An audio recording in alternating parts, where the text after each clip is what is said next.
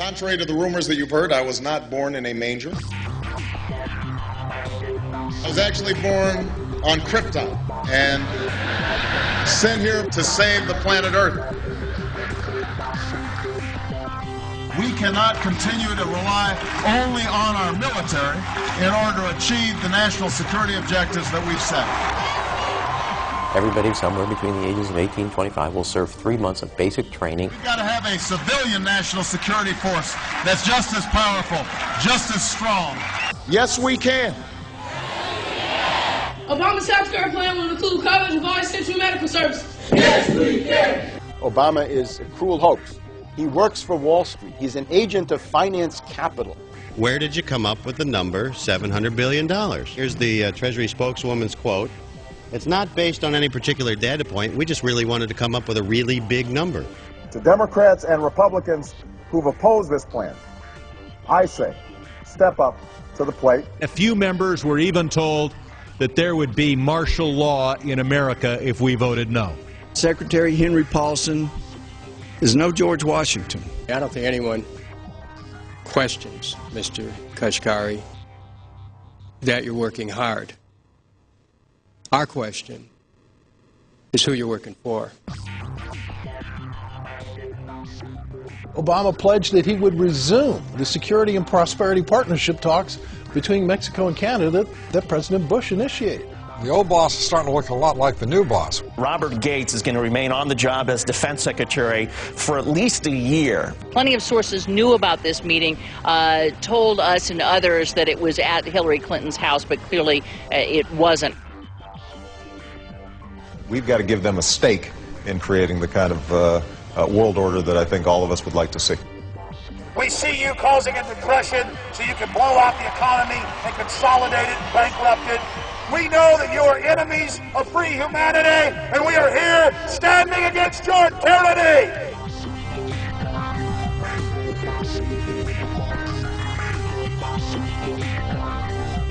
The Obama deception. The truth strikes back.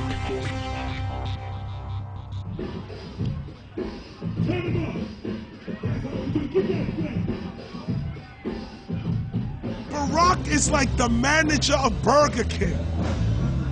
All presidents are, including Bush. It's like this. When your fries are cold, if your burger is not done right, you go back to Burger King, America, or your government, and you say, my burger's cold. I want new fries. First, you go to the cashier. That's the courts.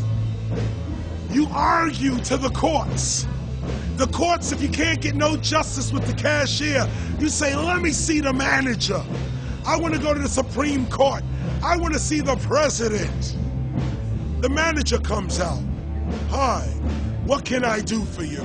Now the manager can override the decisions of the cashier, but you never get to see the franchise owner of Burger King. If you really have a problem with your burger, you need to go see the franchise owner. We need to go to the top or to the bottom.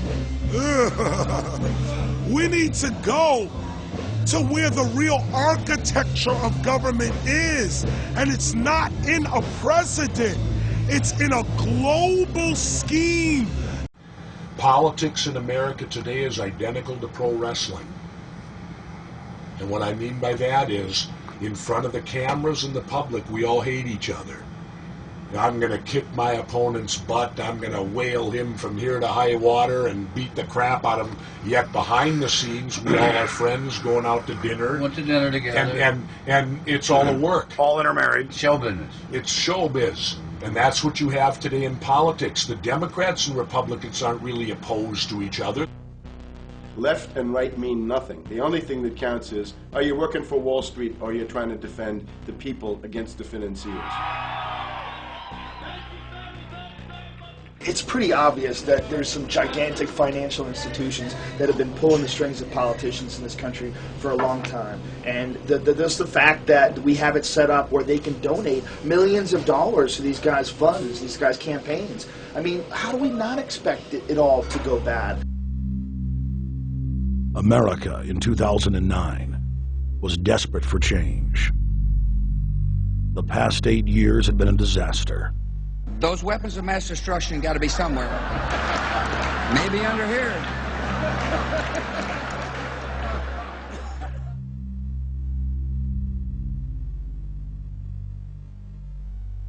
George W. Bush, who had claimed to be a conservative, had tripled the size of the federal government, shredded the Constitution, and destroyed the image of the United States worldwide. Nope, no weapons over there. Endless wars, over 1 million dead Iraqis, and more than 5,000 dead U.S. troops. The Patriot Act, warrantless domestic wiretapping and spying, the end of posse comitatus, the rise of the treasonous North American Union, a deepening recession sliding towards total economic collapse. These factors and other abuses had the American people in a state of panic for their future and the very existence of the United States. The elite were in trouble. The people were beginning to see through their facade, past their front man, and to the ruling elite behind the throne. For the first time in U.S. history, both parties were universally hated. Congress had a 9% approval rating. The globalist agenda had stalled. And then, onto the scene came a man who promised change. Change we could all believe in. Barack H. Obama promised to end the war and bring our troops home fast. He pledged to uphold the Constitution and to stop the federal government from spying on the American people. Candidate Obama told American workers that he was going to get them out of NAFTA and GATT, and he's already breaking those promises. In this film, we will prove that Obama says one thing and does another, and that he works for the very same elite interests that Bush served, the very interest engineering the financial collapse and formation of a dictatorial world government. This film is not about left or right. It is nonpartisan. Our past documentary films are among some of the most damning indictments of George W. Bush and his administration that have ever been made. If humanity has any hope of effecting real change for the better, it will not come from the Madison Avenue false reality makers who have cast Barack Obama as the savior of the world. To alter our course from tyranny to liberty, to defeat the corrupt elite, we must get past the puppets and confront the real power structure of the planet. Now we can see a new world coming into view. A world in which there is the very real prospect of a new world order. Webster Griffin Tarpley is an accomplished geopolitical analyst and historian. Among his scholarly works are the unauthorized biographies of George Herbert Walker Bush and Barack Hussein Obama. Since Bush the elder made his speech at the United Nations back in September of 1990 talking about the New World Order, I think I've become confused about what's actually going on in the world.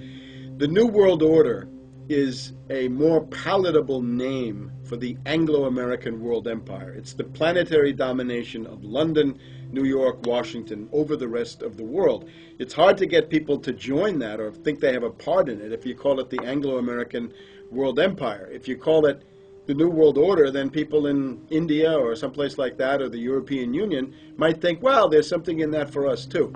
But that's not what it is. It's the Anglo-American New World Order. It's really the old world order. It's the British Empire morphing into the American Empire. The U.S.-British world empire is what you're going to get. Combines of powerful men have always battled with each other over the levers of power. Gerald Celente is recognized as one of the world's foremost trends forecasters and is the founder of the Trends Research Institute. People that are knowledgeable know that the fight that this country has been waging since its inception is for the central bankers not to take over the country.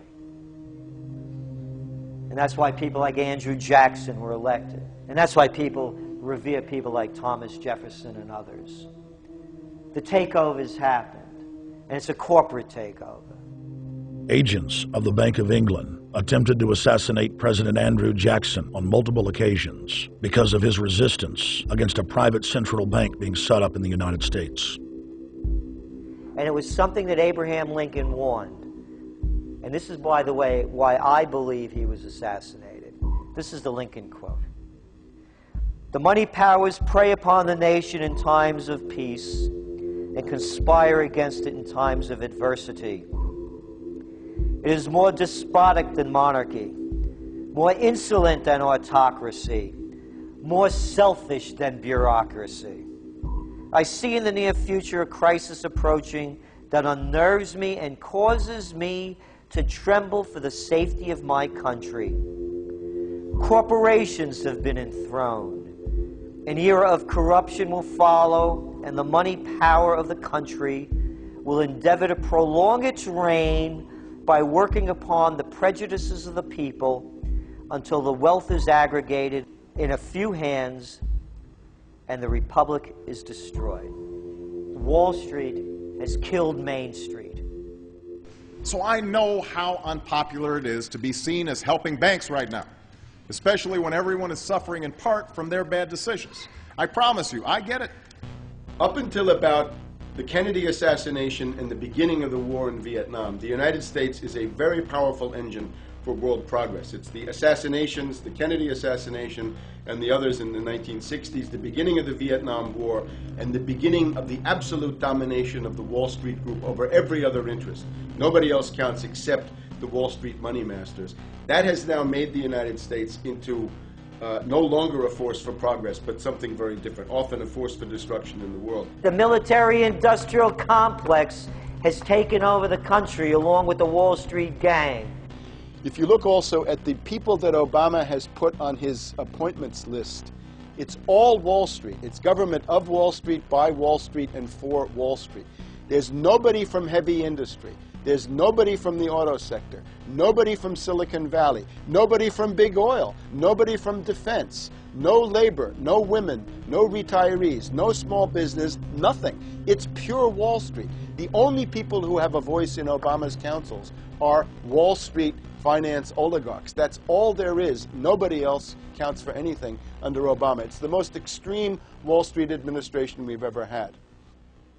Before his death, President Woodrow Wilson apologized to the public, regretting that he had been deceived by a group of international bankers and the country's financial system had fallen into their iron grip via the Federal Reserve Act of 1913. Whether sought or unsought by the military-industrial complex, the potential for the disastrous rise of misplaced power exists and will persist. Dwight D. Eisenhower, he warned the people that the military-industrial complex was taking over the country. Only 3 years after leaving office, President Eisenhower's prophetic warning concerning the threat posed to our system of government by the military-industrial complex came to pass. President John F. Kennedy had enraged the entire elite network. Now, Kennedy was brought in as somebody who was expected to be a puppet. It was thought that his pro-Nazi father, Joseph P. Kennedy, the bootlegger, the speculator, would guarantee that Kennedy would be obedient to the establishment.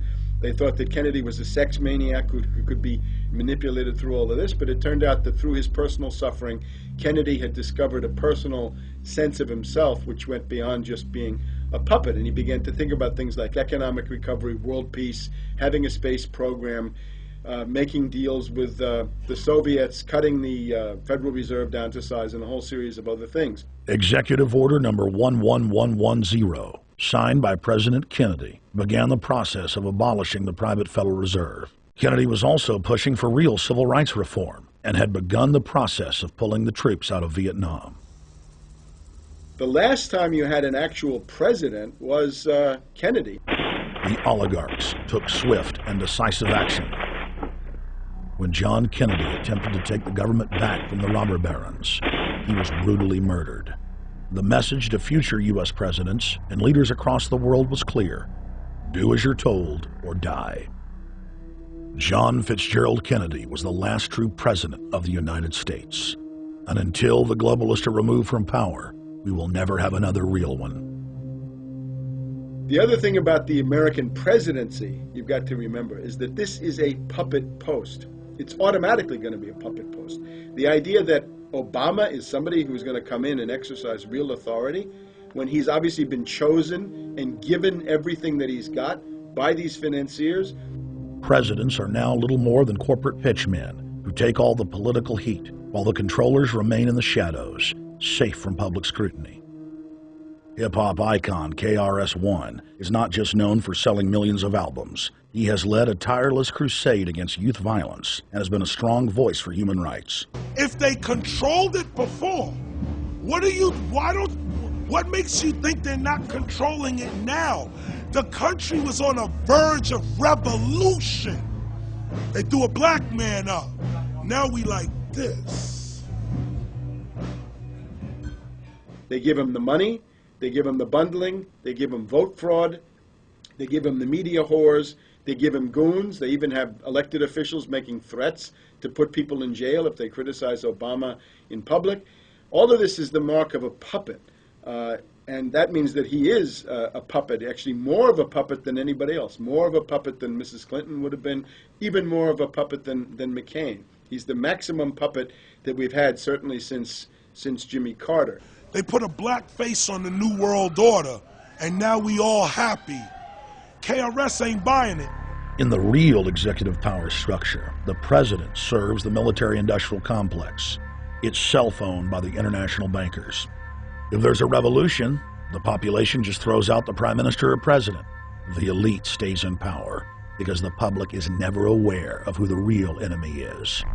In Evian, France in 1991, standing before the Bilderberg Group, the apex of the world government power structure, David Rockefeller defined the New World Order as a system of world government serving the international banking elite.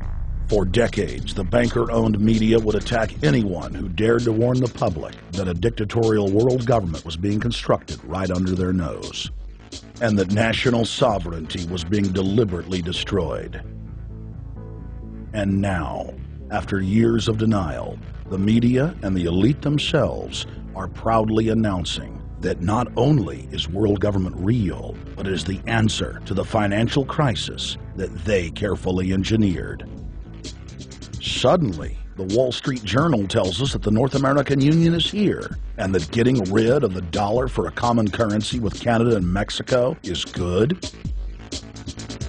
The Financial Times of London, published by a member of the Bilderberg Group, crowed that a dictatorial world government had been kept in the shadows for our own good, and that it was now time for it to emerge from behind the curtains of national security. White House Chief of Staff Rahm Emanuel stated on record that they can't let this crisis go to waste. You never want a serious crisis to go to waste. And what I mean by that, it's an opportunity to do things that you think you could not do before. And Henry Kissinger, who gave Barack Obama his first job out of college, told national television that the economic collapse was a great opportunity to bring in the New World Order. He went on to say that Barack Obama was the perfect person to sell it to the world. But he can give a new impetus to American foreign policy, partly because the reception of him is so extraordinary around the world. I think his task will be to develop an overall strategy for America in this period when really a new world order can be created. It's a great opportunity. It isn't just a crisis. In June of 2006, our team traveled to Ottawa, Canada, to gather intelligence on the shadow government's agenda for the coming years. I think that's the Queen. Investigative journalist and best-selling author Daniel Estulin had been tracking the Bilderberg Group for more than 16 years. His moles inside Bilderberg informed him that the elite were planning to first run the price of gas up to $150 a barrel, unimaginable in 2006. He also reported that after suckering the middle class back into the stock market, the group was going to implode the subprime mortgage market and destroy public confidence.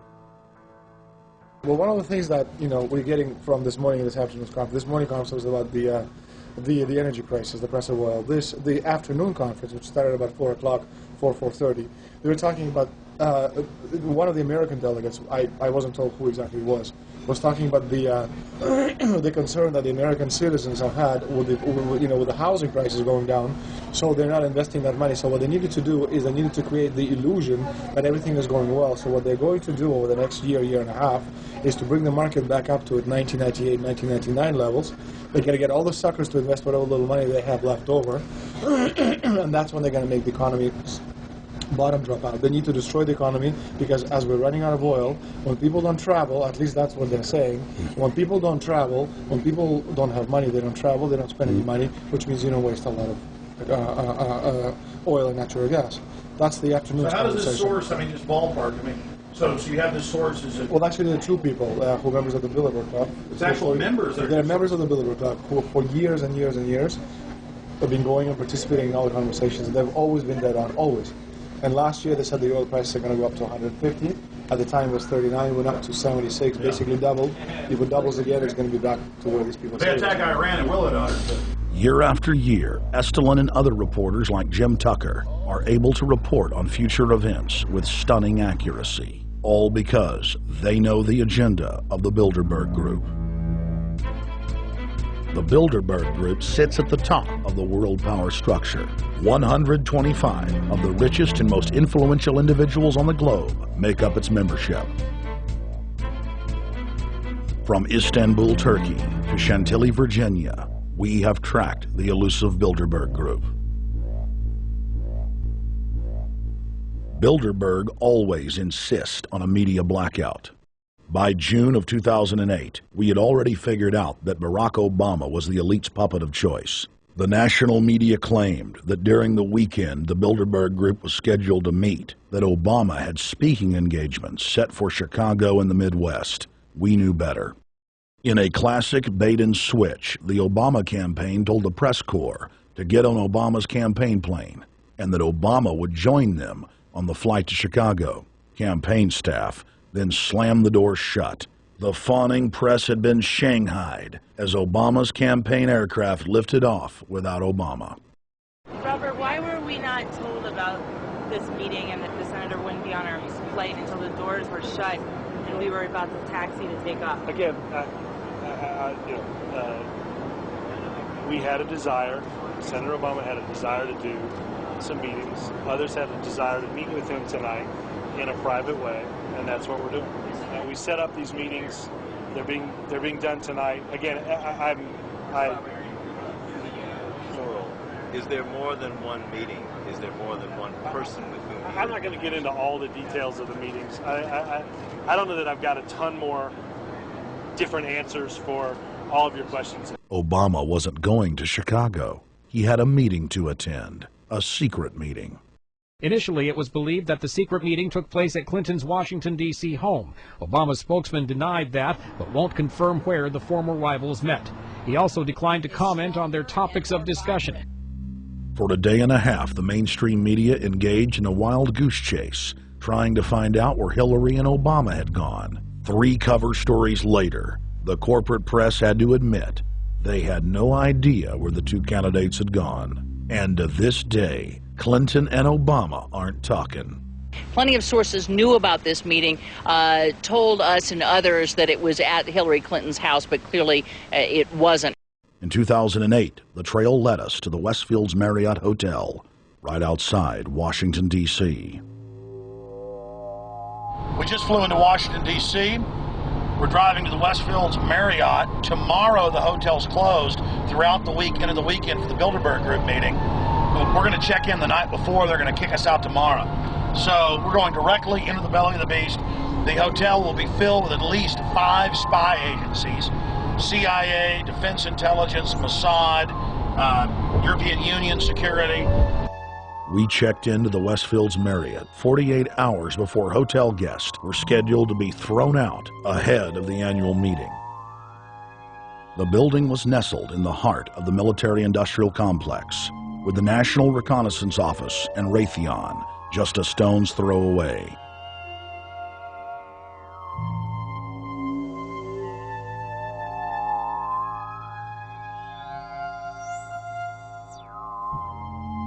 The plan tonight is to try to not get arrested, dodge the security, get in there, get some footage of the elite arriving in the morning, because some arrive before they officially lock it down, and then getting out of the building.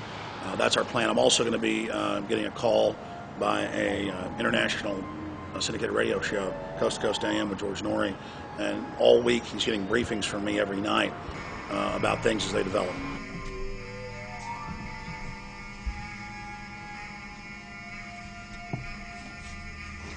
George, we're sitting here in the room. As the phone rings with your producer, Tom Danhauser, to put me on, the fire alarm goes off. So everybody is exiting the building. I know this is a setup. They timed it exactly when this happened. Open the door. I want them to hear the fire alarm. Open the door. I want people to hear this live to the 16 million people listening.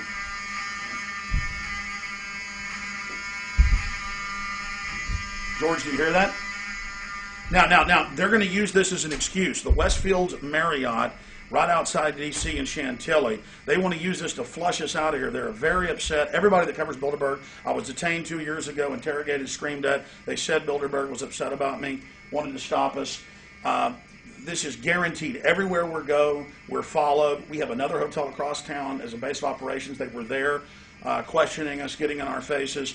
We're being followed everywhere. I need everybody's support right now. I pray to God they don't try to set me up. They may have tried to concoct this as some way to say, look, they didn't leave during a fire drill, assessing me knowing I would stay and do the interview. But again, the moment the phone rang with Tom Danhauser, the moment the phone rang, the guys answered it, I'm standing there, the alarm goes off.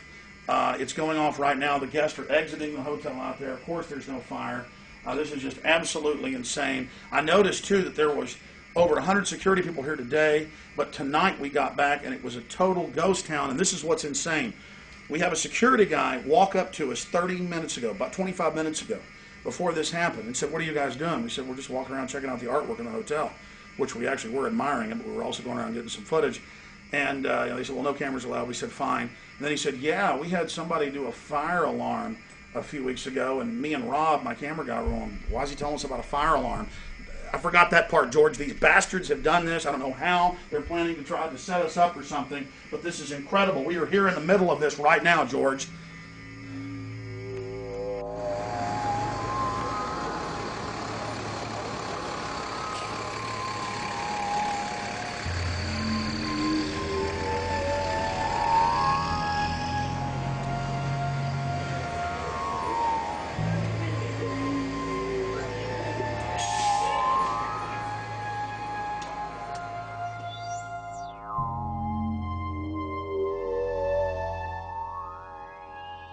There you go, stay there, keep it locked.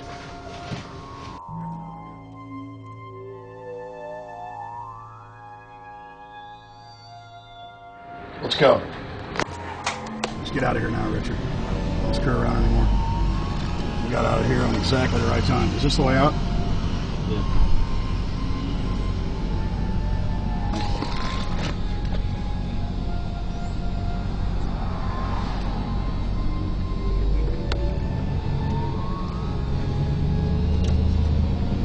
We got a car right behind us.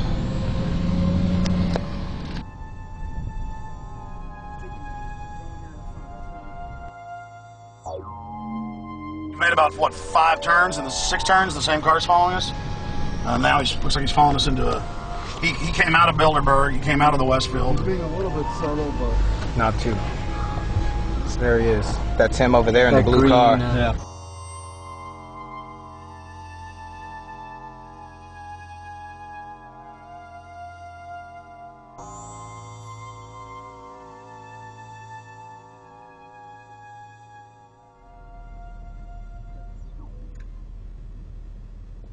We're headed back to the Marriott here in Chantilly, Virginia, the scene of Bilderberg 2008. We successfully infiltrated the last day and a half inside, got out with some great stuff. We've been tailed, and now we're going back to cover the dignitaries, the elitists, as they arrive. And right now is the prime time for them to start arriving for the next 3 or 4 hours. We took about a 30-minute break. I'm sure we missed a few, but it doesn't matter. We've got scores of people that just organically are listeners, info warriors that are out here taking action.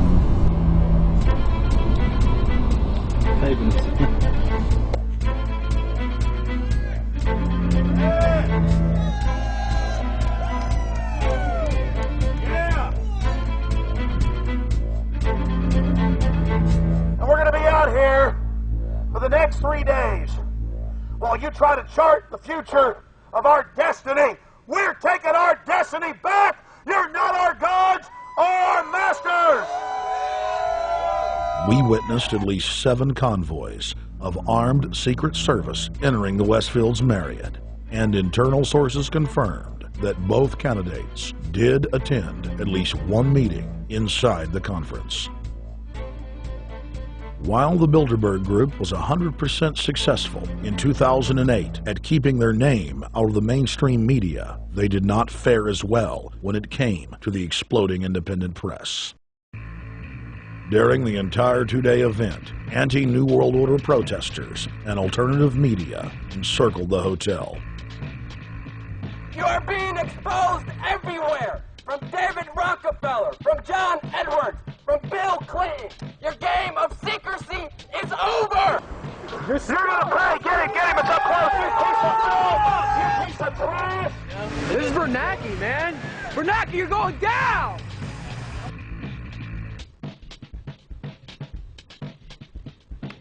Obama, we know you're here, Obama. You cleared your schedule for the next 3 days. We know you're in Virginia. Arch criminals! New World Order scum! We are not your slave scum! Brave Americans came from all over the United States and bullhorned the main conference hall at close range as the global power brokers schemed inside. You are criminals! You control the central banks, you control the currency, and you're turning our beautiful country and world into a nightmare! The global elite are desperate to keep their organizational meetings a secret. They are keenly aware that if the population discovers that policy is being developed covertly by powerful special interest, the people will revolt. It is our duty to expose these criminals. It's a criminal act under federal law for federal officials to have private meetings to discuss world policy with non-federal workers. So everybody from the State Department, Treasury Department, White House, Defense Department, and others who show up, as they always do, they're committing a criminal act simply by being here to attend a secret meeting with officials from other countries to discuss U.S. policy in the world. So literally it's a criminal act. And every newspaper, every broadcaster has a patriotic duty to expose these scum and the evil they project. The election primaries served as a great diversion, while the true future course of the nation was being set behind closed doors. You've got, obviously, the Bilderberger Group, founded by the former Nazi Prince Bernhard of Holland. You've got the Trilateral Commission, founded by David Rockefeller's Zbigniew Brzezinski. They're the ones who ran the Carter administration. Everybody in the Carter administration, from Carter and Mondale and Volcker and Brzezinski, were all members of the Trilateral Commission. Founding member of rap sensation Public Enemy, Professor Griff, gave us his view of the Obama phenomenon. Barack Obama's been given a pass by the Blue Bloods. He's been given the okay by certain secret societies for them to let him in. I truly believe imperialism and fascism needs a facelift. And that facelift is going to have to be black. And the reason why I believe that, simply because I think they're trying to go into Africa. Well, they're already in Africa. But they want to totally control all the natural minerals that they're going to need to carry themselves into the 21st, 22nd, and 23rd centuries. You follow me? So I think they have to go through a phase of galvanizing the masses of dark-skinned people that truly believe that change needs to come, but the change that they're talking about is not necessarily change for the better as far as the masses of the people. It's probably a better change for them. It's not going to change for us, the little man on the totem pole. And no one looks at the agenda. As long as he positions himself right, have the right tie on, have the right smile, repeats the slogans over and over and drives it home, the average American is just going to swallow it hook, line, and sinker. And we don't even know what the agenda is.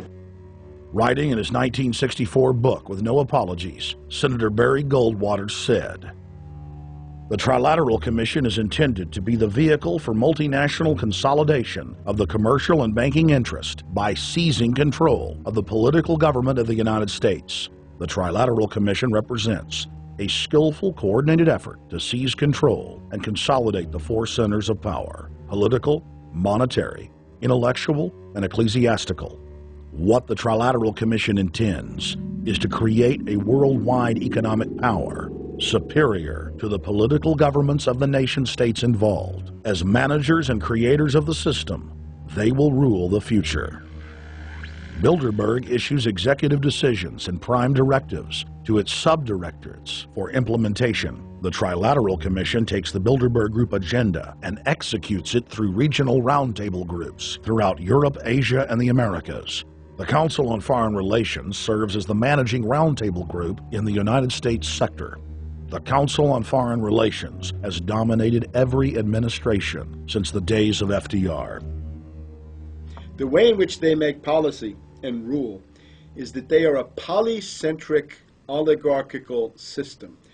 You have to be a finance oligarch. Remember, this is not a society ruled by generals, not by priests, not by bureaucrats, not by demagogues, none of those, but by bankers. Bankers rule, and the bankers set up these institutions. They set up things modeled on the Royal Institute for International Affairs, Chatham House, and the Milner Round Table of the period right after the Boer War, so even before World War I. You had the British setting up these round tables, institutes with publications and conferences, and this is how they make policy. Upon Obama's inauguration, members of the Bilderberg Group, Trilateral Commission, and CFR flooded into every position of power in the executive branch, replacing Trilateral Commission and CFR members who previously filled the positions during the Bush administration. When you look at the U.S. ruling class, you'd have to say that they're a really pathetic bunch of failures and bunglers. They are a miserable excuse for a ruling class. And that's one of the big problems we have, is you go from Clinton to Bush to Obama. What stays the same is the ruling elite that gives these puppets the orders that they act on. And these orders are wrong-headed, let's say, to say the least. They're basically bankrupt. They're going to lead to the collapse of this civilization. What they're doing is using the existence of the United States as a formerly powerful nation state to act out their Wall Street fantasies of world domination and maintaining their capital structures and maintaining their system of looting. And this can't be done. So the basic question is, they've hijacked our country, and you got to take it back from them. You've got to drive Wall Street out of the government, and at that point you'd have a reasonable chance of getting back to prosperity and some kind of peace and order in international affairs. We had a chance to speak with economist and author George Humphrey. They have created a power elite, and we're not talking about the millionaire down the street. You can't even be a member of their club unless you're a multi-billionaire. And friends, this is not about rich versus poor. This is about a very, very small handful of the worst criminal element on this planet, manipulating and destroying the good people of this nation and of this world. About this Obama with change. Look at the people he's put in to mastermind the economic recovery.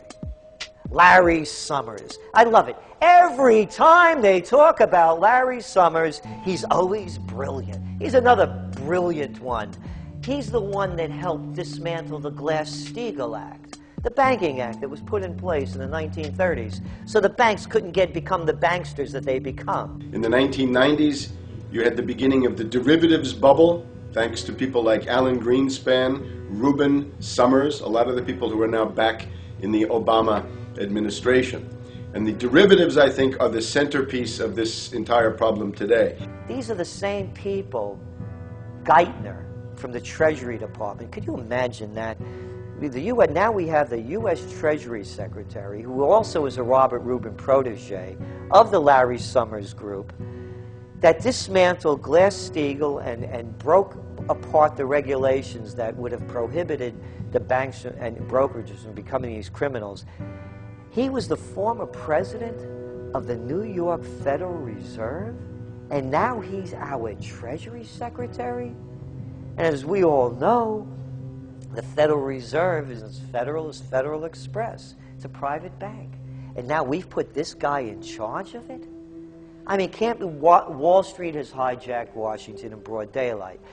Every single one of his appointments support the status quo. Every one of his appointments are there to screw the American people. Every single one of his appointments are people who are working to bring down the Republic and the Constitution of this country.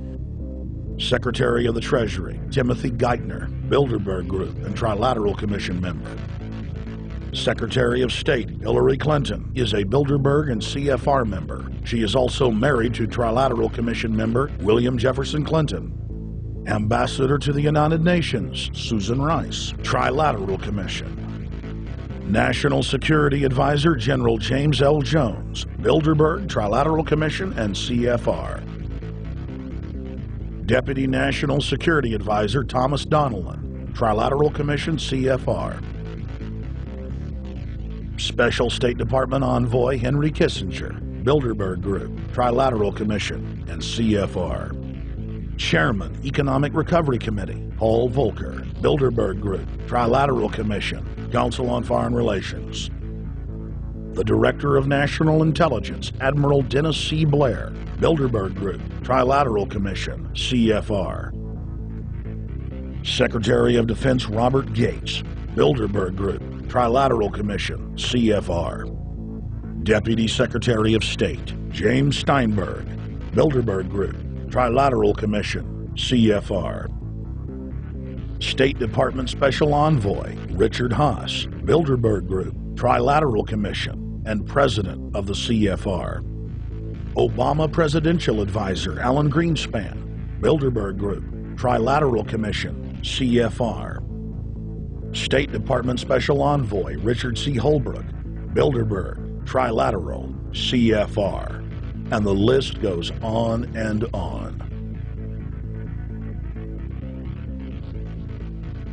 Even if Barack Obama were the most wonderful person in the world, he was groomed and brought to power by the global elite to carry out their agenda. Humanity must look past Obama and realize that presidents come and go, but the shadow government and their program of global enslavement continues. How could people be so stupid and gullible to believe a bunch of political people? So people who voted for Obama were trying to express, I think, first of all, something worthwhile. The hatred for Bush, Cheney, the neocons, the desire to punish the Republicans for their adventures, their police state, and their economic depression. The second question was on the economy. People felt that Bush was selling them down the river into a world depression. He is, of course, the new Herbert Hoover in that regard, so they were trying to get something different from that. The tragedy, of course, is, and this is really why Obama was groomed and prepared over a period of almost 30 years now, that Obama is there to frustrate and to deceive all of those hopes. Obama is a cruel hoax. He's a bogus sham. He's an absolute denial of everything that you'd expect from an American president. It is very disturbing to see well-meaning people falling for high-tech propaganda over and over again. It happened after 9/11. The American people en masse were swept into a mob psychology, irrationally throwing their common sense to the wind and doing whatever the administration told them to. The general public eventually caught on to the fact that George W. Bush was a deceitful thug and that the economy was in free fall. In the midst of it all, Barack Obama was there, speaking out against the abuse of the people at the hands of the establishment. With the election of Barack Obama, the world rejoiced that the United States was no longer in the hands of madmen. But unfortunately for humanity, this was another vicious fraud. I want to like the guy. He speaks gently, he's intelligent, he seems to be a man of peace. He is just as charismatic as they come. But you know what? Is that a tree is really, really measured by the quality of its fruit.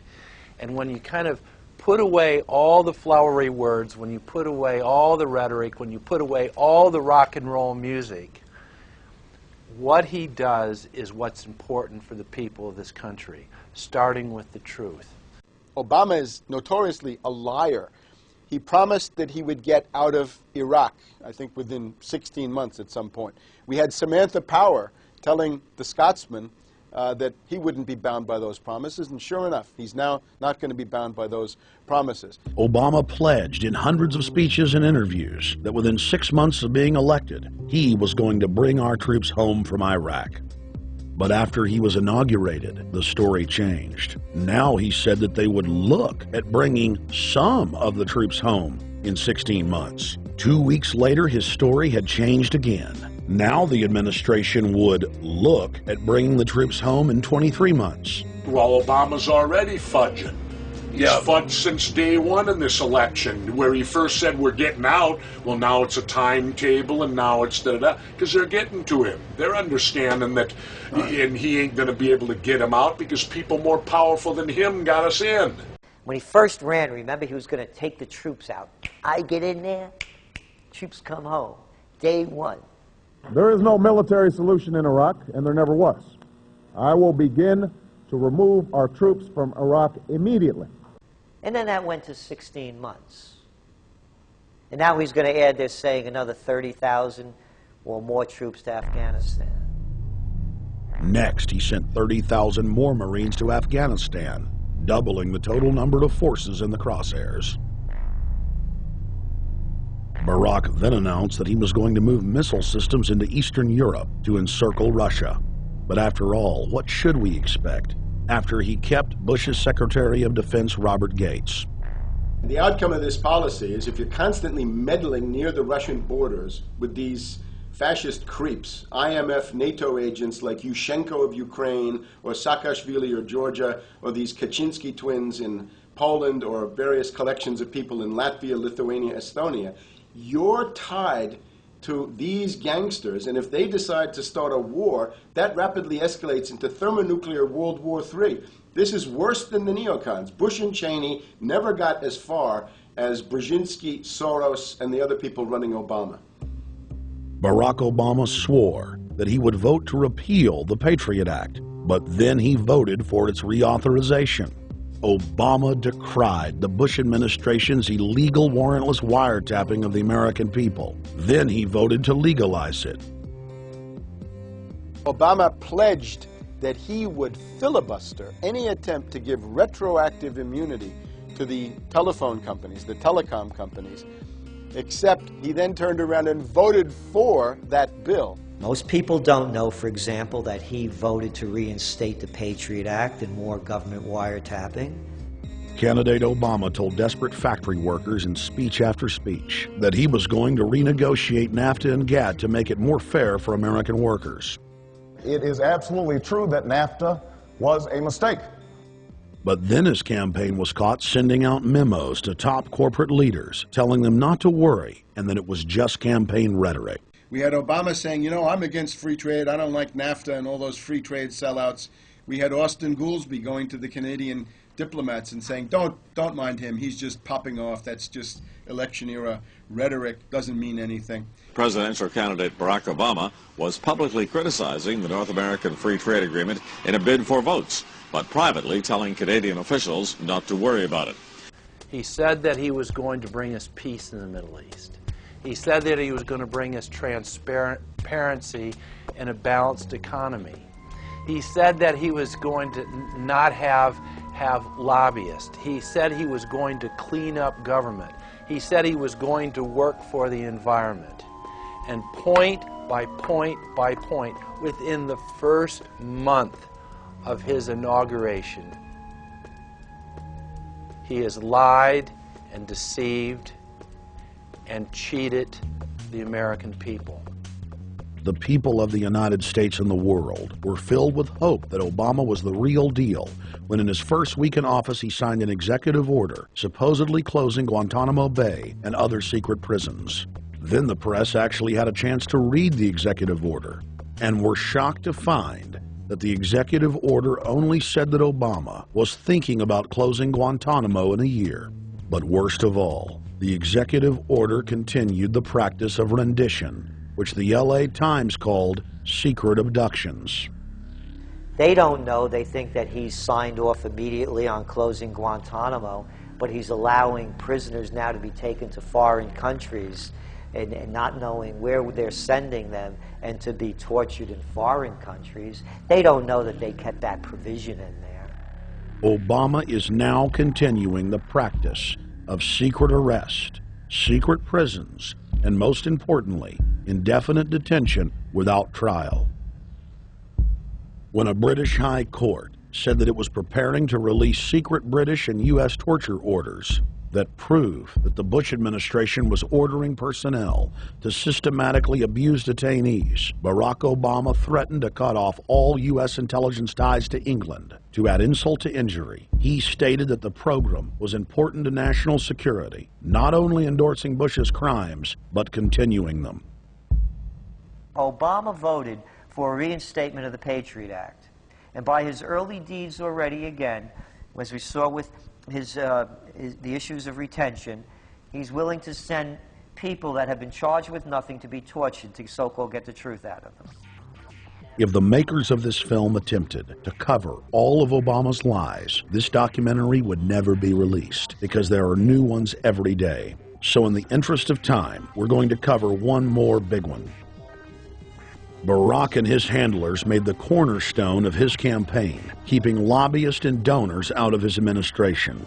Within hours of being elected, Obama did a 180 and filled the White House and federal government with lobbyists and donors at all levels.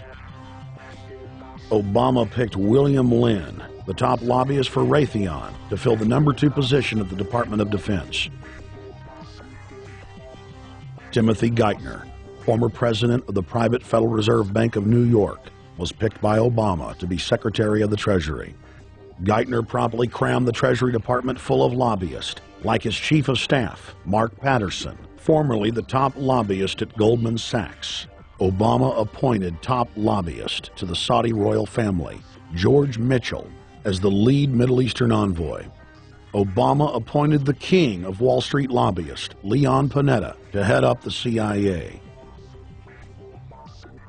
Obama tapped Tom Daschle, top lobbyist for healthcare firms, to run the Department of Health and Human Services, and the list goes on and on.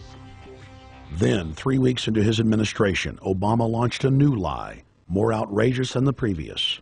With Academy Award-level conviction, he said that he was upset about the banker bailout, which his own Chief of Staff, Rahm Emanuel, another former Wall Street executive, had engineered. Obama said that he had signed an executive order capping the CEO's salaries of those who had taken the bailout money. There was just 2 problems. All the major banks and brokerage firms were exempt, and the new order only dealt with any future bailouts. And those were to be on the honor system. What gets people upset, and rightfully so, are executives being rewarded for failure. AIG, Bank of America, and Citigroup, which have received billions in bailout money, don't fall under this plan. Only banks negotiating future agreements with the government will be restricted. But this appears to be built on an honor system, and White House Press Secretary Robert Gibbs had a hard time explaining how enforcement would work. Well, let me get, I will get clarification from Treasury on that. Generally speaking, this is already the biggest liar and the biggest disappointment that we've seen in recent history. And again, qualitatively beyond the rather low standards set by Bush the Elder and Clinton in terms of delivering on promises. Bottom line, Obama is a fantastic actor and an even better liar. His track record is clear. He has done the opposite of everything he told the people he would do. They'll make up one lie after another. And if you believe these people, knock yourself out. I don't believe a word they say. Within 1 month of the passage of the first banker bailout bill, the press reported that over $5 trillion had just disappeared out of the U.S. Treasury. By December, the amount of money that had been stolen had reached $8.5 trillion. The leadership of both political parties circled the wagons and would not discuss where the money had gone. In the Fed! In the Fed! In the Fed! In the Fed! Informed Americans protested the private Federal Reserve System at all 38 of their regional governorship offices. Arrest Bernanke and Paulson! Arrest all the criminals that stole the banker bailout money! It was refreshing to see people standing up against the real power structure, not being distracted by the elite's frontmen like George W. Bush and Barack Obama. We traveled to Dallas, Texas to cover We the People taking on the real enemy. Hey, I want to talk to the workers up there on the parapet. The ones smoking cigarettes and just jump back. You're with the American people, we know that. But understand, ask the workers inside. You're not in a federal government building. You're in a private Federal Reserve that uses that name as a fraud. That'd be like if my first name was Federal Reserve Jones. I'm still not the federal government.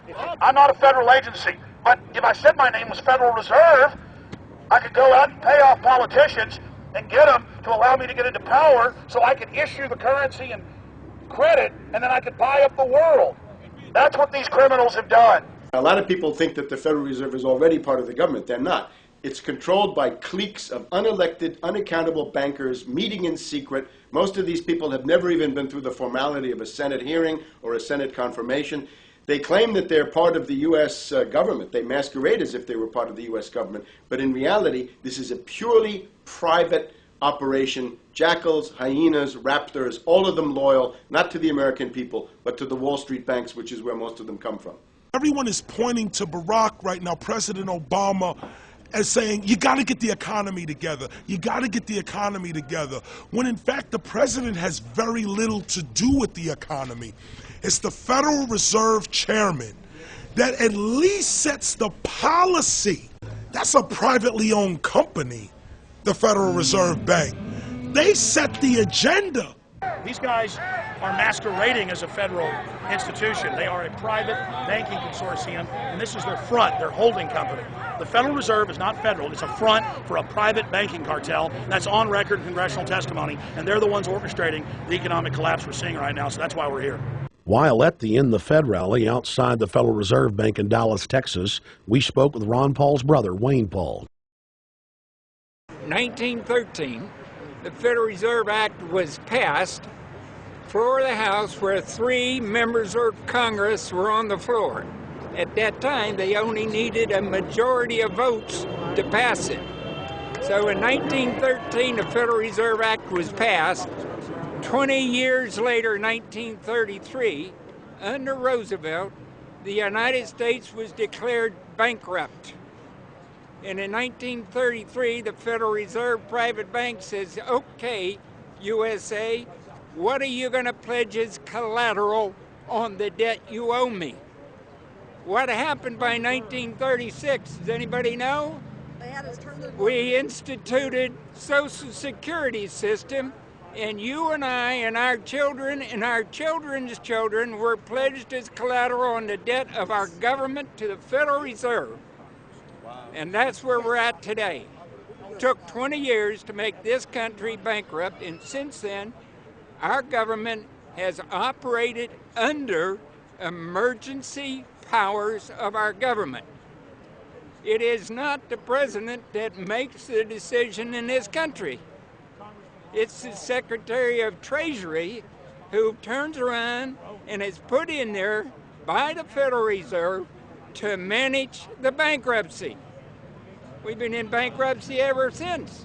So to print $700 billion and to give it away, how do they get away with it?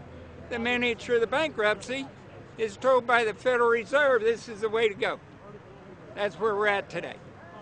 Yes, we should point out, Congressman Ron Paul now has a huge amount of sponsors for a bill in the House of Representatives to abolish the private Federal Reserve crime syndicate. In 1913, the money power of the country was taken away from the people. By constitutional privilege, it belongs with the Congress, but it was given up in the Federal Reserve Act.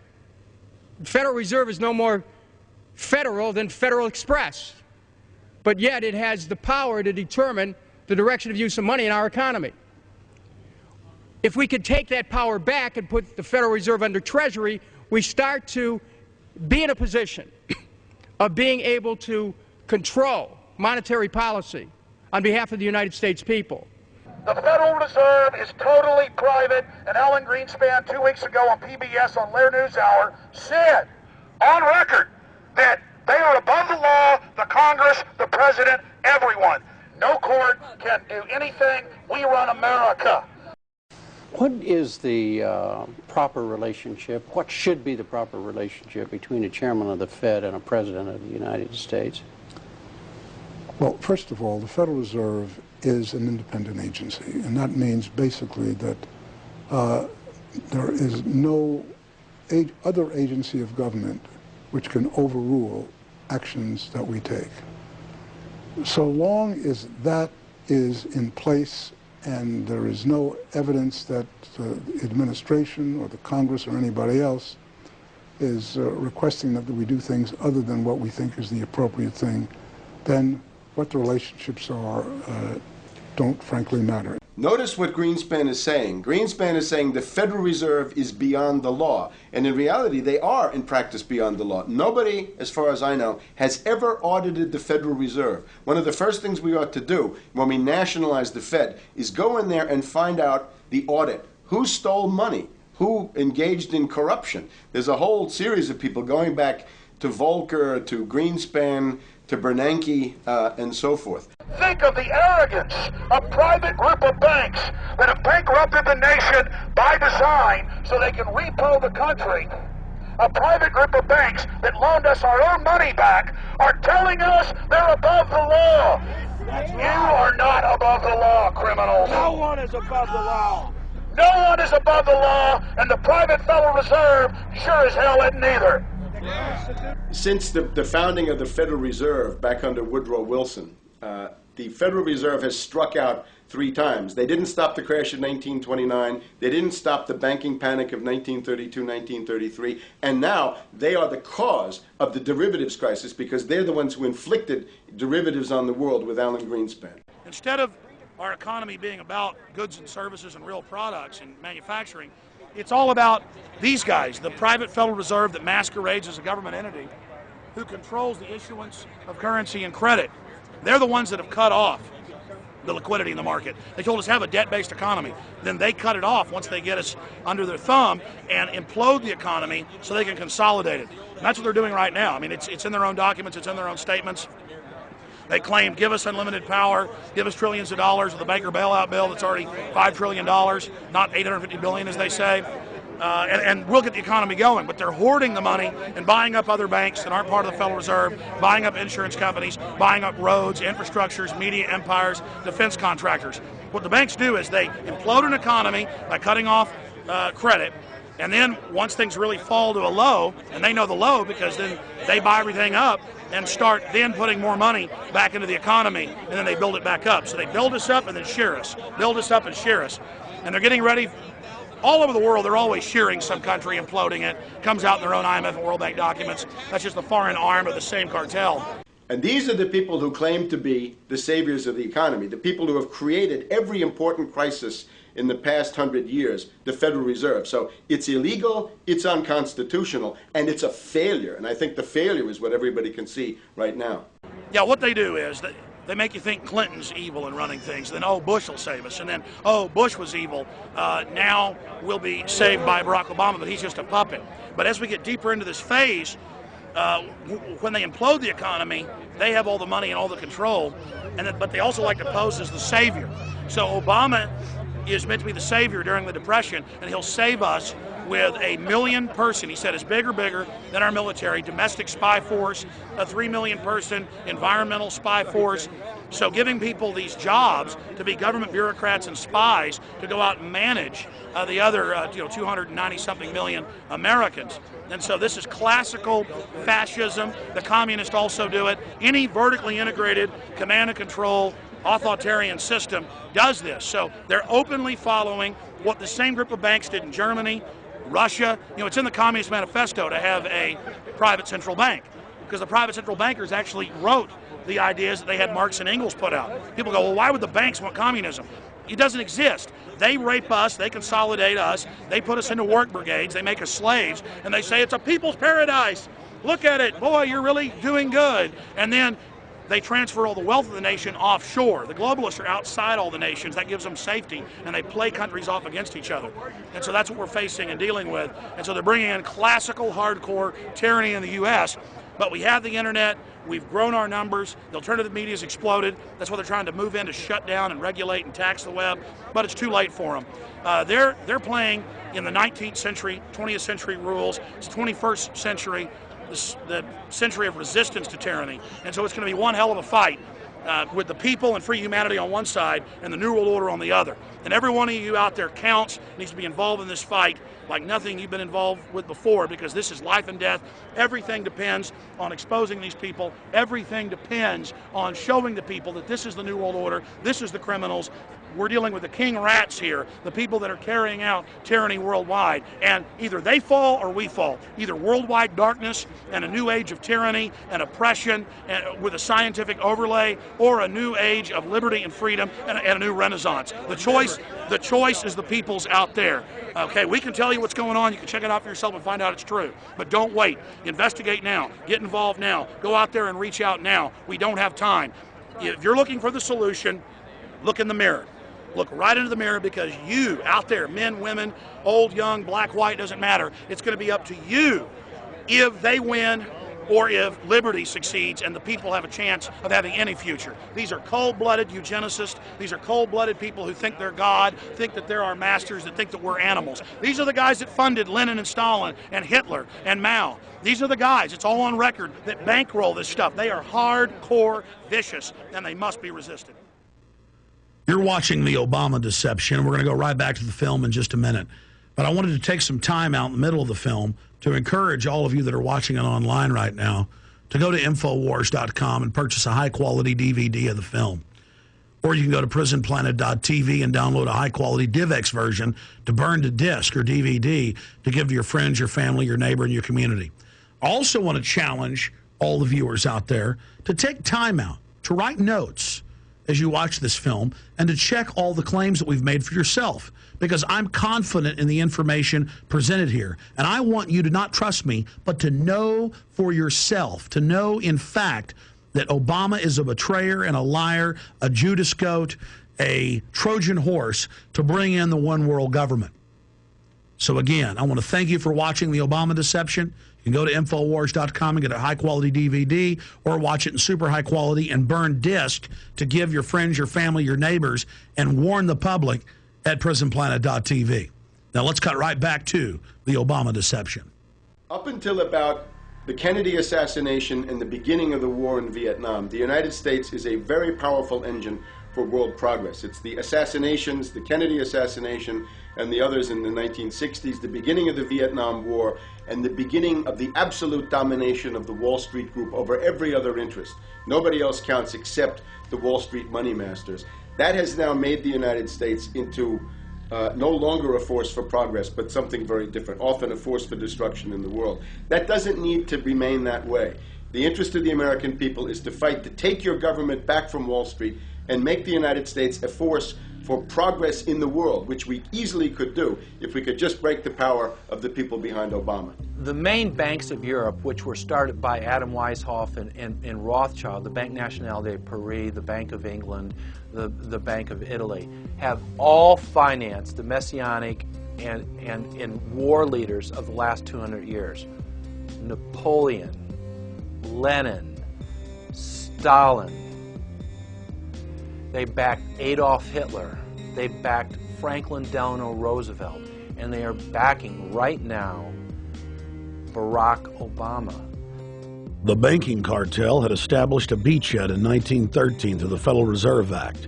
In 1947, they set up a parallel shadow government through the National Security Act. From 47 on, the national security state began the long process of absorbing federal and state bureaucracies, while at the same time undermining the constitutional power of Congress and dominating the executive branch. By controlling the issuance of currency and credit, the private Federal Reserve was able to buy up most of the Fortune 500. And if a company wouldn't sell, the bankers would unleash federal regulators to run them out of business. Private central banks in Europe, the United States, and England took taxpayer money and loaned it at over 30% interest to third world nations. The bankers would then bribe the leaders of those countries not to pay back the loans. Their third world puppets would sign agreements stating that when the country defaulted, the banks would be given all the natural resources and infrastructure of the once sovereign lands. But worst of all, the countries would pledge future taxes paid by the people in perpetuity as profit to the private banks. By the year 2000, there were few nations that had not fallen to the designs of the money power. The globalists were now ready to start their final phase of world government takeover, the destruction of the Western nations' economies.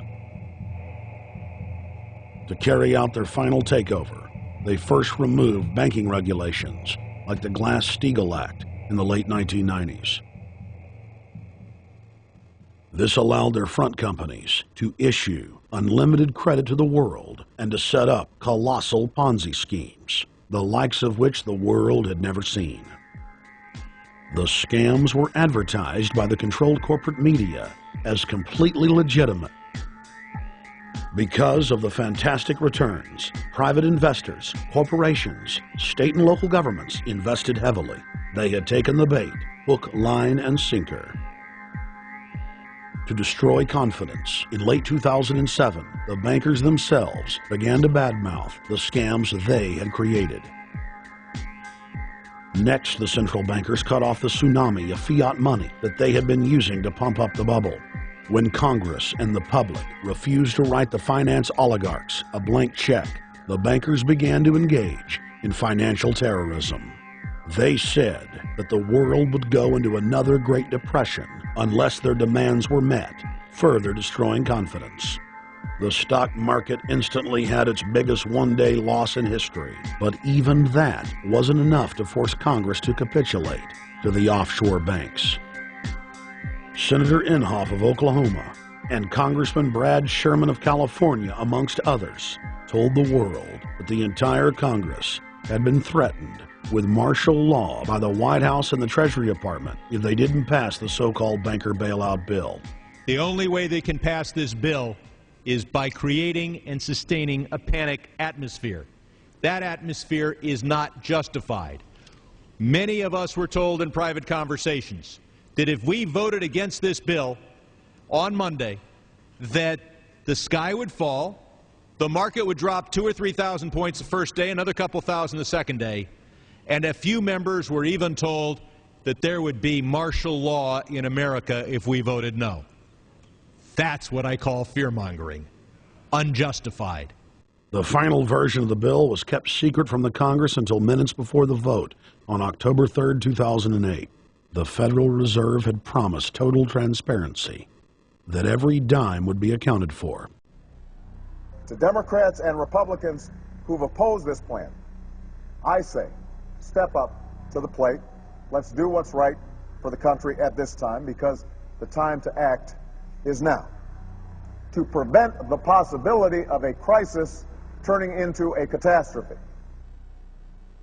After its passage, the public learned with horror that the bill was really a financial coup d'etat by Wall Street. The bill didn't just give $700 billion to the banks. It was a blank check. And as of February 2009, $9.7 trillion has disappeared into a black hole. Within 24 hours of its passage, Secretary of Treasury Henry Paulson said they were no longer going to use the money to unfreeze the mortgage market by buying bad debt. We went to Congress. Illiquid assets look like the way to go. As the situation worsened, the facts change. I will never apologize for changing an approach or strategy when the facts change. Paulson has, in the meantime, admitted that the subprime mortgage crisis is not the cause, really, of the breakdown of the entire world banking system and the bankruptcy of most of the banks in London and in Wall Street. He said, oh, we're going to buy up toxic assets, but we're not going to worry about subprime mortgages. What he's talking about is derivatives. Derivatives are the center of the crisis. He went on to say that where the money was going was a secret. I believe that banking institutions are more dangerous to our liberties than standing armies. If the American people ever allow private banks to control the issuance of their currency, first by inflation, then by deflation, the banks and corporations that will grow up around the banks will deprive the people of all property until their children wake up homeless on the continent their fathers conquered. The issuing power should be taken from the banks and restored to the people, to whom it properly belongs. Thomas Jefferson, 3rd President of the United States. Secretary Paulson came in with the Vice President and Fed Chairman Bernanke and made all these assurances that there was absolutely a critical, immediate need to get rid of the corrosive derivative products, you know, all the different names for this, you know, ubiquitous, you know, sub-S retraded credit default swap, blah, blah, blah, blah. Okay? But they talked about them as though they knew what the hell they were. You got the money and you immediately said, what items, what auction? Now, the Treasury just basically cut that out of the bill. And what we have here is a situation where banks are hoarding the money that they're getting from the TARP. They're using the money to purchase other banks. And all of a sudden, the Treasury sent a signal to the banks, forget about it. We're going to give you the money that you want, and you do what you want with it. Unless you direct it specifically, it's not going to happen. I don't think anyone questions, Mr. Kashkari, that you're working hard. Our question is who you're working for. Throughout its passage, President Bush and Senator Obama worked in tandem to get Congress to pass the bill without even having time to read it, despite the fact that in major polls, 98% of the American people were against the bill. The leadership in both parties were for it. And I really want to commend Barack Obama, because as we were involved in the this and that and different provisions of the bill to persuade people, he really gave them confidence that this was the right decision for the American people, even though it wasn't, in our view, a great bill for them to vote on. I want to take a particular moment to also thank an individual who's not here, and that is Barack Obama, who made numerous calls not only to all of us, but to members of our caucus, and helped us gather the votes on the Democratic side to pass this legislation. Bank heads then bragged to the press that they were hoarding the bailout money and using it to buy up smaller, healthy banks and insurance companies. Their plan was working like a charm. Next, the central bankers loaned the federal government back $787 billion of our own money at interest for President Obama's so-called stimulus package. And just like the banker bailout, Congress was given less than an hour to read the 1,070-page plus stimulus bill. Barack Obama, who had pledged on the campaign trail to wait 5 days before a bill could be voted on so that the Congress and the people could have a chance to read it, said that the stimulus was too important and it had to be passed before anybody could see it or read it, or the crisis would turn into a catastrophe. Doing little or nothing at all will result in even greater deficits, even greater job loss, even greater loss of income, and even greater loss of confidence. Those are deficits that could turn a crisis into a catastrophe, and I refuse to let that happen. After its Friday passage, in gangster fashion, President Barack Obama took a 4-day vacation and said that there was no rush to sign it. The spending bill was really a takeover bill, designed to further federalize the states and to pay off rich donors that had donated to both parties. As the world slid deeper into depression, the bankers celebrated the fire sale that they had created. I believe the phrase burdens of the office is overstated. Yes, can I? Why me? The burdens, you know. Why did the financial collapse have to happen on my watch? It's just pathetic, isn't it? Self-pity. And I don't believe President-elect Obama will be full of self-pity. With their access to unlimited fiat capital, they could now buy up sectors of the world economy not already controlled by them. For over a century, the Anglo-American establishment had worked to bring the world system to this point. Artificially engineered global bankruptcy. In an address before the Trilateral Commission in June of 1991, David Rockefeller laid out the elite's ultimate goal. The supranational sovereignty of an intellectual elite and world bankers is surely preferable to the national autodetermination practiced in the last centuries. Now that the bankers were holding the world hostage, they issued their ultimatum. The only solution to restart the global economy would be to set up a planetary government ruled by a new Bank of the World, a Bank of the World owned and controlled by them. Suddenly, hundreds of prominent publications announced the solution, the people's only salvation. Time magazine, in an article titled "The New World Order," said that the new super bank would control the world's currencies and set interest rates, and that the new bank would, quote, knock the heads of bad countries like the United States. At a meeting of central bank heads and finance ministers dubbed Bretton Woods II, the plan for world government was unveiled by the very bankers that had engineered the collapse. Formerly sovereign countries would now pay their taxes directly to the banking cartel. Hundreds of new carbon taxes, controlling every facet of human activity, would only be the beginning. Now all the elite had to do was to sell the public on accepting the final phase of their takeover. And it's Obama's job to sucker the public into standing down so the bankers' agenda can move forward unhindered. Never before in U.S. history has the media gotten behind a president like they are behind Obama. The press has pulled out all the stops, bestowing a crown of infallibility upon Obama as the savior of the people. The elite are betting everything they've got on Obama's charisma and hoping that he can sell the world on their program of tyranny. Yes, there have been differences between America and Europe. No doubt there will be differences in the future. But the burdens of global citizenship continue to bind us together. A change of leadership in Washington will not lift this burden. In this new century, Americans and Europeans alike will be required to do more, not less.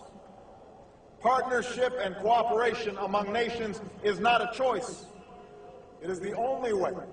We've got to give them a stake in creating the kind of world order that I think all of us would like to see. In truth, Obama is not simply continuing George W. Bush's policies. He is radically expanding them. I thank President Bush for his service to our nation. This film has documented the painful fact that Barack Obama's agenda is the complete opposite of what he has claimed it to be. Now we will reveal what Barack Obama and his controllers' true agenda is. Number 1. Bring the United States under the complete regulatory control of a private offshore superbank known as the Bank of the World. More than 100 new taxes are now being developed under the umbrella of curbing greenhouse gases. The new taxes will be paid directly to the private bank consortium. At the producer level, taxes will be paid on farm animals' flatulence.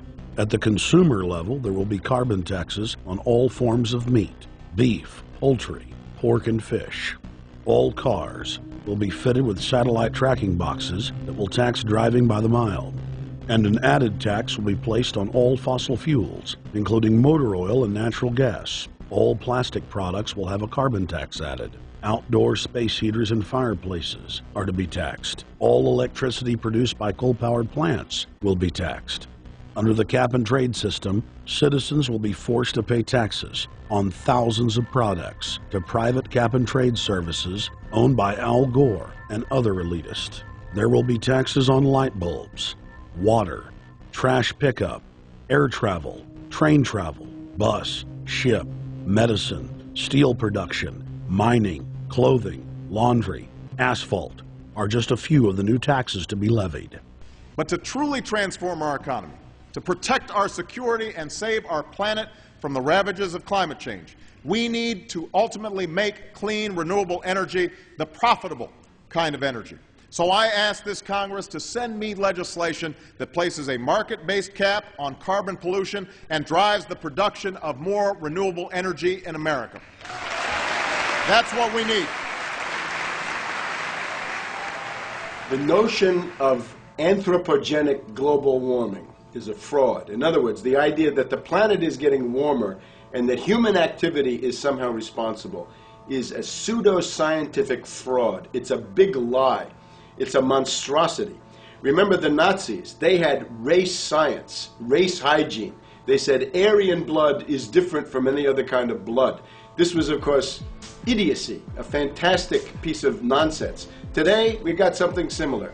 Global warming caused by human activity, and the answer to that is carbon tax plus cap and trade, according to the wishes of Al Gore, Prince Charles, and basically the entire world banking community, the world oligarchy. What they're trying to do with that is to perpetuate the current system where bankers rule the world, financiers rule the world, and the rest of us get the crumbs from the table. But remember, if you try to put on cap and trade and a global warming carbon tax with the idea that you're going to save the polar bears, what you're going to do is destroy human society. You're going to cause genocide on a massive scale. The deaths will be measured in the hundreds of millions and indeed in the billions. Just the idea of global warming means that there'll be no development for Africa, no development for the poorer parts of Southeast Asia, and no world economic recovery of any kind ever in our entire lifetime. So it's important to expose and fight the pseudo-scientific fraud of global warming. One more point about this. You don't need a climatologist to know that this stuff is a fraud. I'm a historian. I can tell you, in the last 1,000 years, we had a period of very warm temperatures called the medieval warm period, where all kinds of grapes and semi-tropical stuff was growing very far into the northern hemisphere. That was about 1100, 1200. It happened to correspond with an all-time maximum of sunspots. Right now, we can say that we're going into another maximum period where there'll be some warming, but we're well within the limits of the medieval warm period. About 1600 to 1650, there was an ice age in northern Europe. The North Sea was filled with ice. The German and Dutch ports and the English ports were filled with ice. That corresponds to an all-time minimum of sunspot activity, the Spörer minimum and the Maunder minimum. So this has largely got to do with solar activity. We can see that other planets, not just the Earth, are warming slightly as a result of increased solar activity. But we're well within the minimum. So what the oligarchs claim to be an open and shut scientific case is a piece of pseudo-scientific nonsense, and it should be rejected.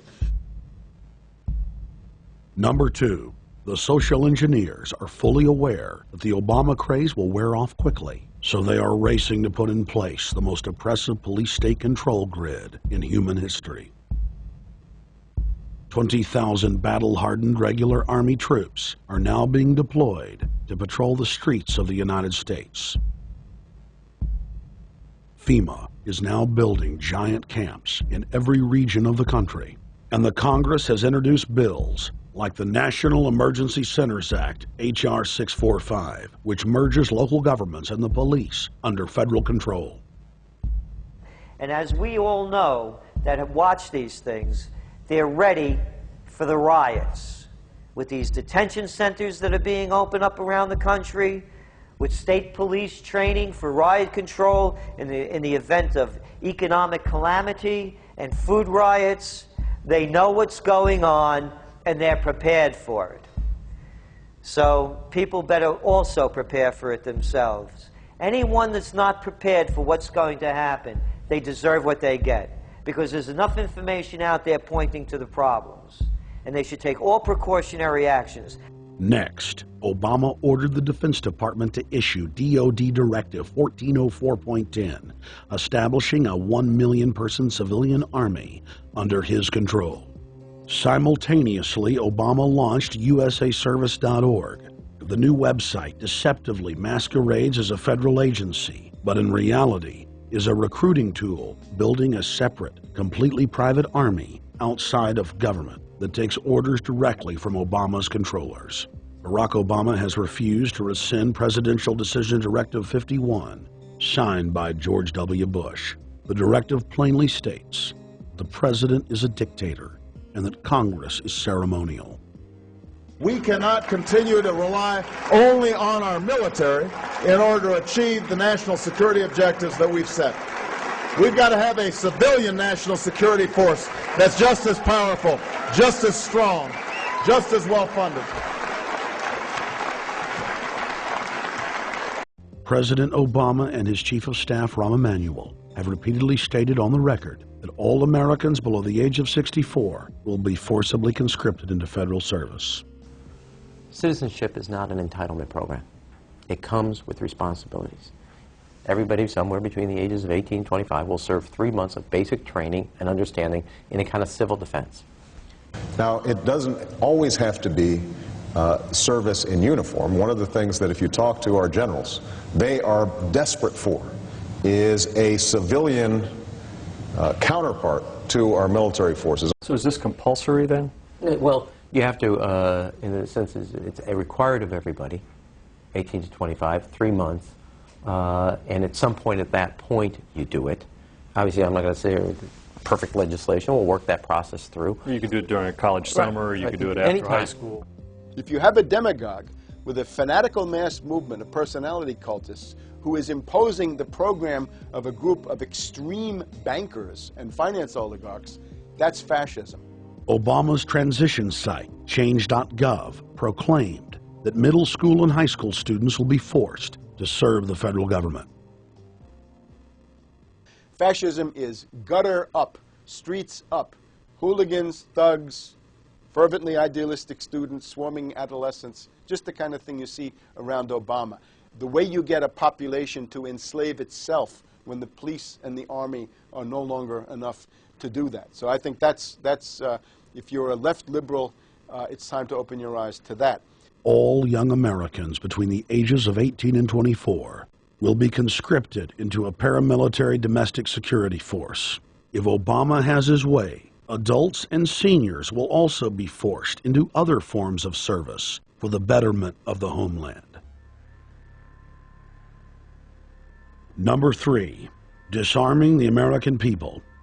Obama operatives in the Congress have introduced more than 10 bills that would end the Second Amendment as we know it. H.R. 1022 would allow the new Attorney General Eric Holder the dictatorial power to ban any gun he wishes at will. In 2008, before the Supreme Court, in the D.C. gun ban case, District of Columbia versus Heller, Holder argued for the complete disarmament of the American people and that only the military should own firearms. H.R. 257 would ban all youth shooting sports, including YMCA and Youth Olympic shooting clubs. H.R. 45 would force all gun owners to undergo federal psychological screening, registration, and testing to keep their firearms. White House Chief of Staff Rahm Emanuel has proposed the extrajudicial banning of any American on the fraudulent no-fly list from owning any firearm. That is, if you are on the no-fly list because you are known as maybe a possible terrorist, you cannot buy a handgun in America.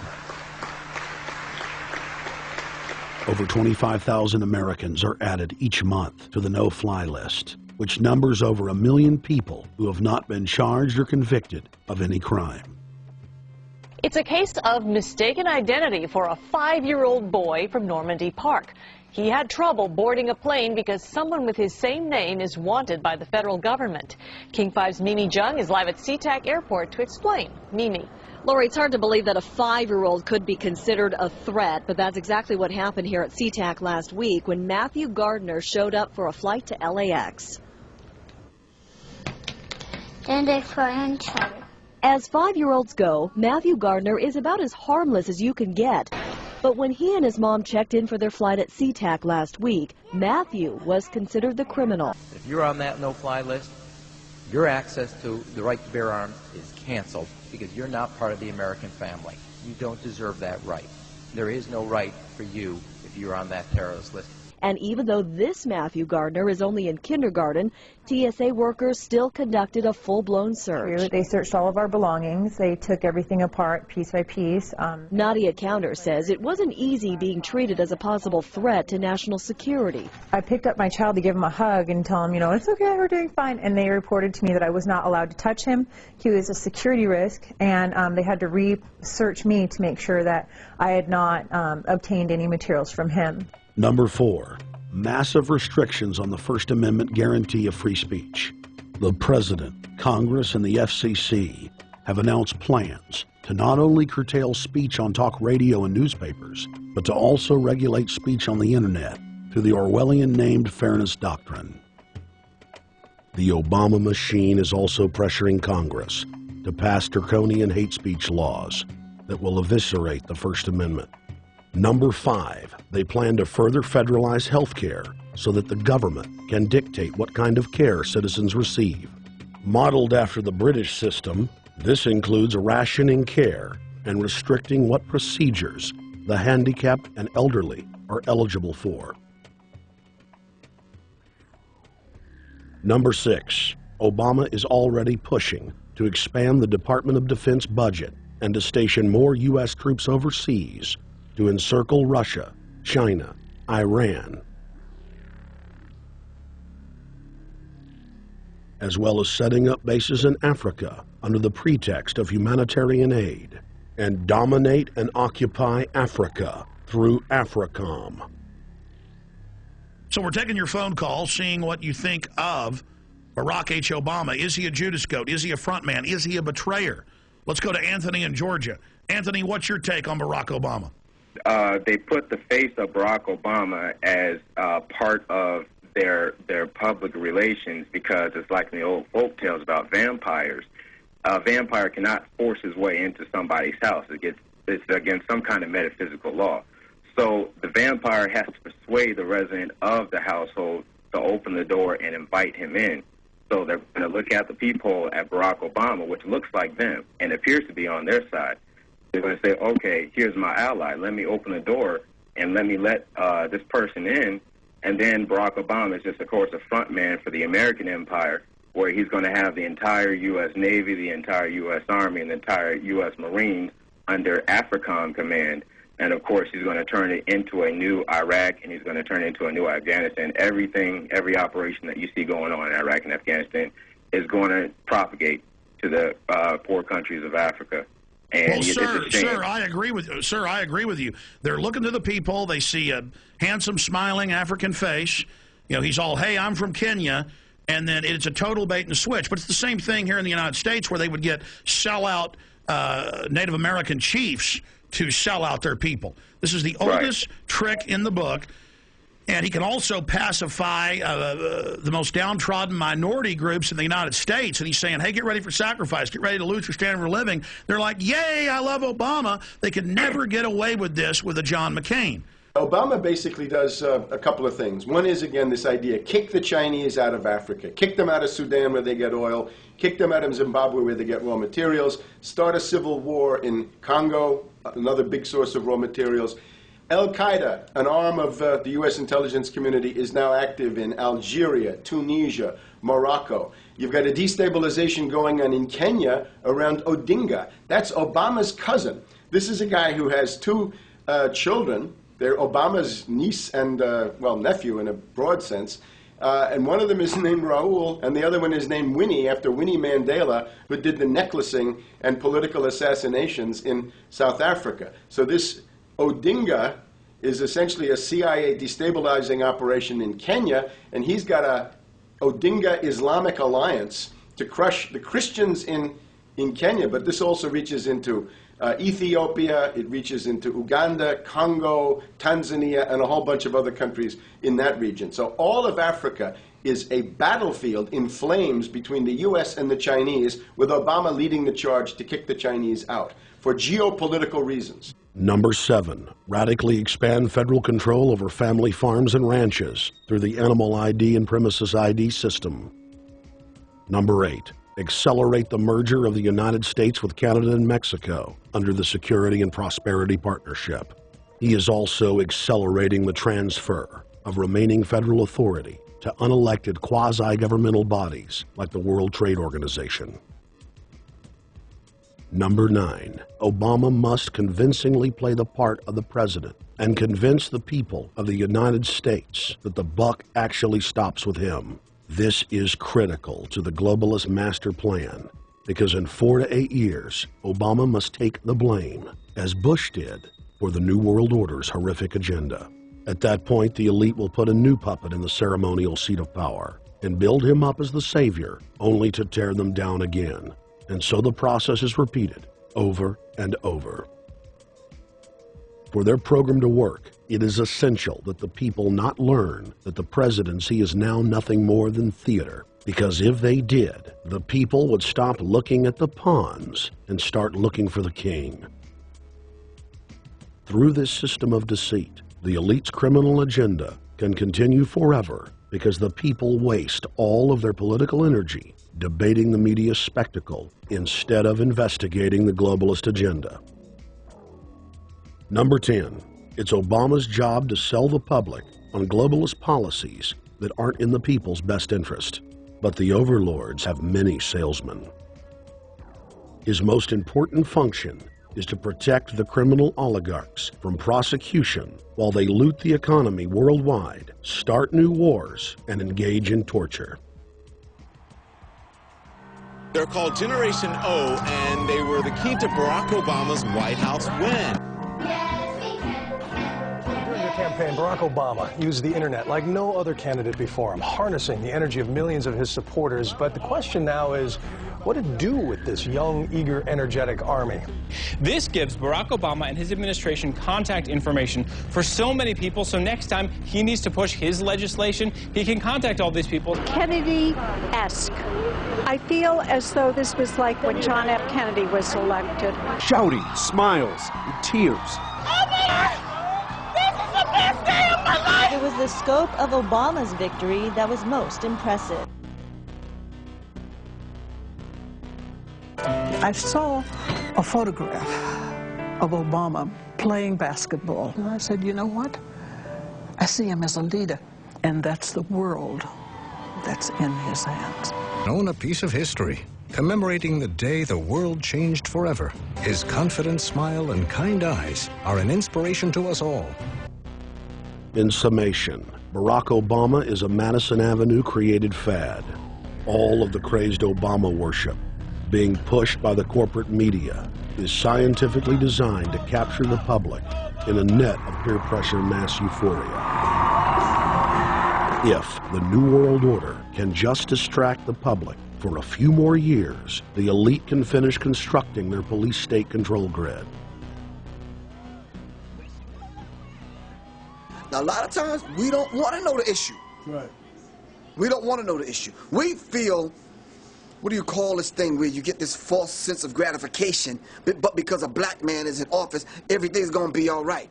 No, everything's not going to be all right. Yeah. Until you look into the agenda on what the Democratic Party has been about, is about, and will be about, regardless if Barack Obama is the president or not. And that's real. Barack Obama is the perfect Trojan horse. He makes the people feel like they finally have a place at the table, even as he betrays them. I won't have to worry about paying my mortgage. Oh, it's such a blessing to see you, Mr. President. Thank you for taking time out of your day. Never in my life would think that this would ever happen. Sadly, many Obama supporters can't see what's right in front of their faces because they've already invested their very identity in this artificially created cult movement. Throughout history, it has happened over and over again. People turn their intellect over to cult of personality mass movements, and it's happening again. The evidence presented in this film is documented fact, and those that ignore what history has taught us do so at the peril of us all. As frightening as the information in this film is, there are many things we can do to stop the globalist agenda dead in its tracks. First, we expose the cult of Obama for what it is, a sad hoax. Next, realize that we are all being propagandized 24/7. Investigate all information for yourself, be it political parties, the media, or this film. Be aware of the tricks that the elite use, like the staging of false flag terror attacks and other crises. Rediscover the Constitution and Bill of Rights. Promote a culture of true liberty. There is a reason the internationalists are attempting to destroy the sovereignty of all 50 states. They know it is one of the biggest threats to their domination. The federal government has been completely hijacked by foreign interest, and more than 25 states have recognized this fact and are moving to block the New World Order at the state level by declaring their 10th Amendment powers. But most important of all, there is a huge awakening taking place in the United States and across the world against the globalist agenda. Free people everywhere are joining together and saying no to corruption and tyranny and no to world government. This is the center of endurance, and endurance is what wins wars. Not how many people you kill, but how long can you endure. George Washington lost almost every battle he had, but he endured. He out-endured the British, and that's how the battle was won. Endurance. And each and every one of you watching this, every single one of you, is just as important as the people who were our founding fathers. You are just as important as the Sons of Liberty who met in the 1770s to philosophize about freedom, to philosophize about a republic, to philosophize about a truly free country with a republic. There's 1 billion people on the planet. It only takes one to change it. Are you the one? There may be everybody in your classroom bugging out. Your whole school may be on fire with kids wild and bringing guns in. But are you the one? Nature has a way of abundance. Nature puts out a lot of stuff looking for the one. So if you're going to go along with the trend of let's just kill each other, let's disrespect each other, then you're part of nature's plan as well, to be part of just the excess.